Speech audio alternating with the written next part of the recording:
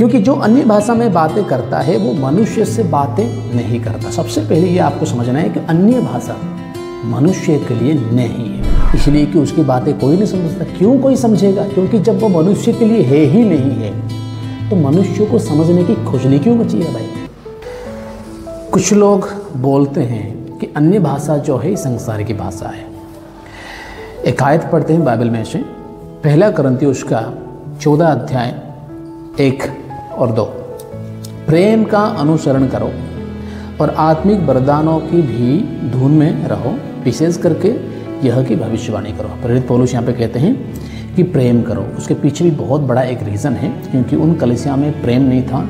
एक दूसरे की बीच में जो प्रेम बिल्कुल नहीं था, एक दूसरे के बारे में कोई नहीं सोचता था। इसलिए पौलुस बार बार उनको कह रहे हैं कि तुम ऐसा करो कि दूसरों की उन्नति हो।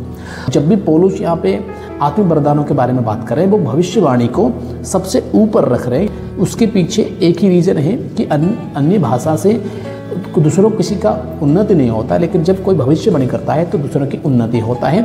जैसे कि तीसरी आयत में लिखा है, परंतु जो भविष्यवाणी करता है वो मनुष्य से उन्नति और उपदेश और शांति की बातें करता है। तो इसलिए पौलुस इस चीज़ को बोल रहे हैं क्योंकि तुम्हारे बीच में प्रेम नहीं है, तुम्हारे बीच में भले वरदान हो लेकिन प्रेम नहीं है। तो इसलिए पौलुस अन्य भाषा से ज़्यादा यहाँ पे भविष्यवाणी को अहमियत देते हुए उनको समझाते हैं कि तुम भविष्यवाणी करने की कोशिश करो। क्यों? क्योंकि वो एक ऐसा वरदान है जिससे तुम्हारे अंदर जो बीमारी है दूसरों की प्रेम ना करने की, दूसरों की निष्ठा ना करने की, दूसरों की उन्नति ना करने की, वो होगी।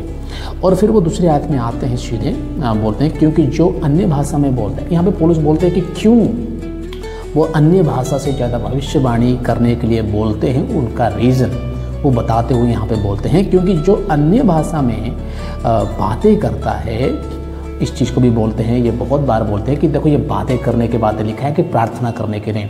लेकिन अगर आप 14 अध्याय में जाकर 14 अध्याय में पौलुस क्या बोल रहे हैं? इसलिए यदि मैं अन्य भाषा में प्रार्थना करूं, अन्य भाषा में प्रार्थना करूं। और यहाँ पे क्या लिखा है? इसलिए, मतलब उससे पहले आयत हमें पढ़ना जरूरी है। इस कारण जो अन्य भाषा बोले तो वो प्रार्थना करे कि उसका अनुवाद भी करें। तो यहाँ पे अगर आप जाओगे ना, वही चीज़ मतलब आत्मिक वरदान, अन्य भाषा जो बात लिखा है, अन्य भाषा बोलना, बातें करना, अन्य भाषा में प्रार्थना करना, ये अलग बात है ही नहीं। इनफैक्ट अगर अन्य भाषा इंसानों के लिए है ही नहीं है, परमेश्वर के लिए है। और परमेश्वर के साथ बात करने को ही आप प्रार्थना कह सकते हो। टॉकिंग पर प्रार्थना क्या है? कन्वर्सेशन विद गॉड, परमेश्वर से बातें करना ही होता है प्रार्थना। और अन्य भाषा कभी भी इंसानों के लिए नहीं है, अन्य भाषा कभी भी इंसान के लिए नहीं है। मैं आपको जैसे आयत में पढ़ाता हूँ, दूसरा आयत में लिखा है क्योंकि जो अन्य भाषा में बातें करता है, ये प्रार्थना भी है 14 आयत के हिसाब से बातें करता है, वो मनुष्य से नहीं बात करता, वो मनुष्य से बात नहीं करता। प्राइमरीली अन्य भाषा is not intended for human being. अन्य भाषा मनुष्यों के लिए है ही नहीं है। तो ये अनुवाद करना ना करना उसकी कोई ज़रूरत नहीं है, क्योंकि ये मनुष्यों के लिए है ही नहीं है, तो ज़रूरी भी नहीं है ये मनुष्य की भाषा हो। और ये चीज़ मैं नहीं बोल रहा, बाइबल में लिखा है कि अन्य भाषा बोलने जो बातें करता है वो मनुष्य से बातें करता ही नहीं है। जब वो मनुष्य से बातें करता ही नहीं है तो मनुष्य उसका अर्थ समझने की कोशिश ही क्यों कर रहा है? छोड़ दो।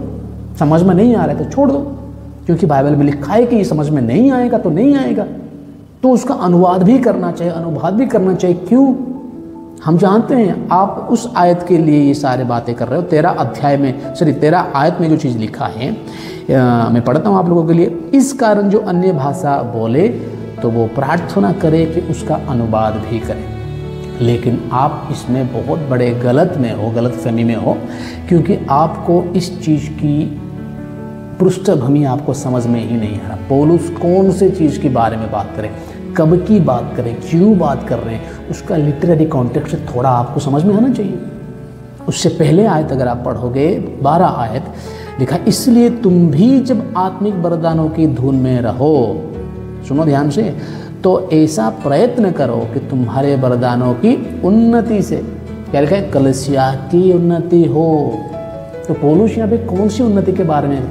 कलीसिया की उन्नति के बारे में वो बार बार कर रहे हैं। फिर जाके वो तेरा में बोलते। इसी कारण, कौन सी कारण? क्योंकि कलस्या के उन्नति के होने के कारण, होने के लिए फिर तेरा में लिखा है इस कारण जो अन्य भाषा में बोले। आपको ये चीज़ समझ में नहीं है? इंटरप्रिटेशन का एक तरीका है, द कनेक्टिंग वर्ड्स इसको बोलते हैं। इंग्लिश में लिखा है so let the one speaking in tongue. So मतलब उससे पहले कुछ है, उसके साथ ये आयत जुड़ा हुआ है। ये बेसिक स्ट्रेटेजी ऑफ इंटरप्रिटेशन आप कैसे भूल जाओगे? तो पौलुस यहाँ पे ये कभी नहीं करे कि सारे अन्य भाषा अनुवाद होना चाहिए। पौलुस यहाँ पे बात कर रहे हैं बार बार कि अगर कलीसिया की उन्नति कराने की कोशिश कर रहे हो आप, अनुवाद करो। कलीसिया में बोलने के लिए आप अनुवाद करो। सबसे पहले तो वो कलीसिया में अन्य भाषा बोलने के लिए मना करते हैं। ये बोलते अगर मैं तुम्हारे बीच में आऊँ, 6 आयत में बोले, इसलिए हे भाइयों, यदि मैं तुम्हारे पास आकर अन्य भाषा में बातें करूं और प्रकाश या ज्ञान या भविष्यवाणी या उपदेश की बातें तुमसे ना करूं, तो मुझसे तुम्हें क्या लाभ होगा? पौलुस यहाँ पे ये नहीं कह रहे कि मैं आकर तुम्हारे बीच में अगर अन्य भाषा बोलूं तो मैं गलत कर रहा हूँ, ये नहीं बोल रहे। पौलुस ये बोल रहे कि तुम्हें क्या लाभ होगा, तुम्हें कुछ लाभ होगा। अगर मुझे तुम्हारे पास आके अन्य भाषा नहीं बोलना चाहिए, उसके पीछे क्या रीज़न है? क्या रीज़न है? उसके पीछे यही रीज़न है कि मतलब मैं अन्य भाषा बोलना नहीं चाहिए, ये नहीं है। उसके पीछे रीज़न है कि तुम्हें कुछ मिलेगा नहीं। जब हम इकट्ठा हो रहे हैं, जब मैं तुम्हारे पास आ रहा हूँ, आप लोग मेरे पास आ रहे हो, जब हम एक जगह में मिल रहे हैं, तो अन्य भाषा बोलने की कोई ज़रूरत नहीं है, क्योंकि इससे किसी को उन्नति नहीं होता है। और जब दूसरी बात जब करें ना पौलुस, यानी एक और जगह में पौलुस करते हैं कि 23 आयत में बोल रहे हैं पौलुस, तो यदि कलीसिया एक जगह इकट्ठा हो और सब के सब अन्य भाषा बोले और बाहर वाले या अविश्वासी लोग भीतर आ जाए, तो क्या वे तुम्हें पागल ना कहेंगे? पौलुस यहाँ पे भी क्या बोलना चाहते हैं कि तुम जो अन्य भाषा बोलते हो वो गलत बोलते हो, ये बोलते हैं। पौलुस ये नहीं बोले कि तुम्हें अन्य भाषा कलीसिया में क्यों नहीं बोलना चाहिए। जो पौलुस पहले भी बोल रहे, मैं कलीसिया में 10,000 शब्द अन्य भाषा के शब्द बोलने से मैं बुद्धि से 5 शब्द बोलने की कोशिश कर रहा हूँ। और ये शब्दों की बातों को भी दानियल राज सर ने बहुत ही, इसको भी बहुत अलग अलग तरीके से उन्होंने बोलने की कोशिश करे। शब्द मतलब क्या है भाई? तुम बिना शब्द का भाषा बोल सकते हो क्या? मुझे बताओ। Can you speak a language without using the words?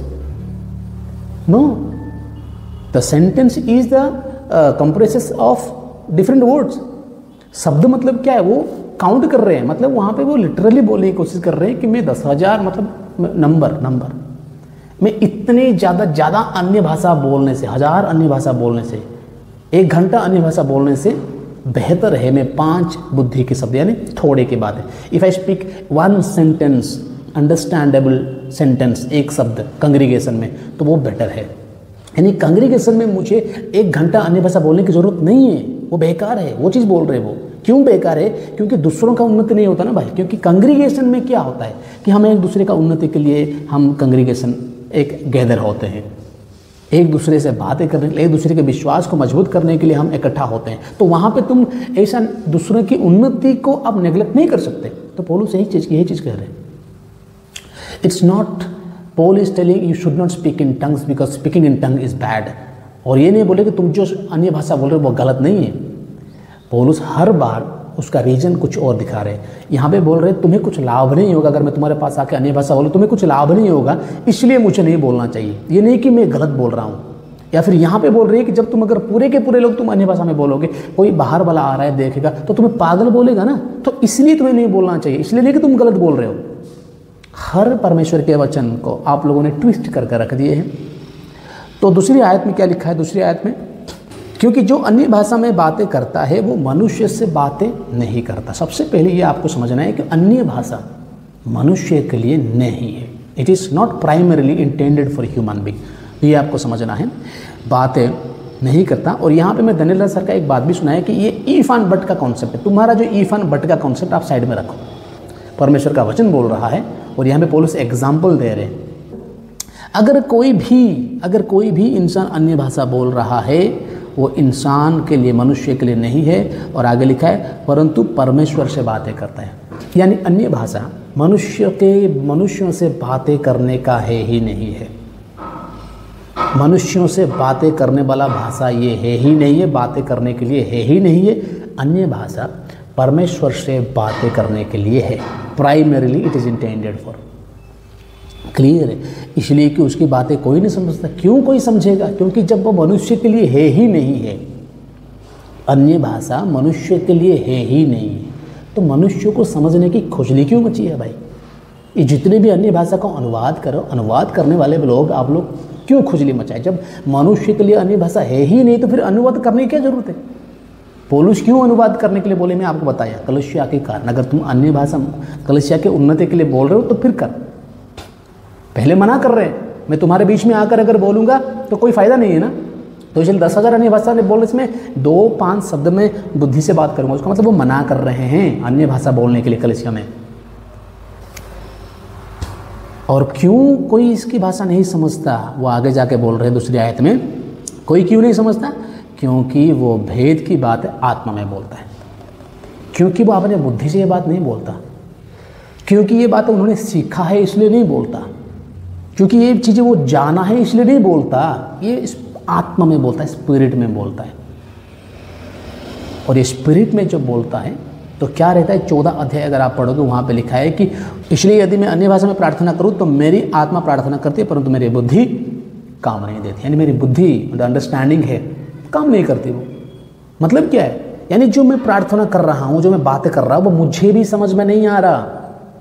Daniel sir शायद एक सवाल करे थे अभी हाल ही का एक वीडियो में कि कहाँ पे ये लिखा है कि जो बोलने वाला समझता नहीं है। तो इन सबको मैं पूछना चाहता हूँ, ओपन चैलेंज है कि कहाँ लिखा है 1 कुरिन्थियों 14:2 में कि बोलने वाला नहीं समझता।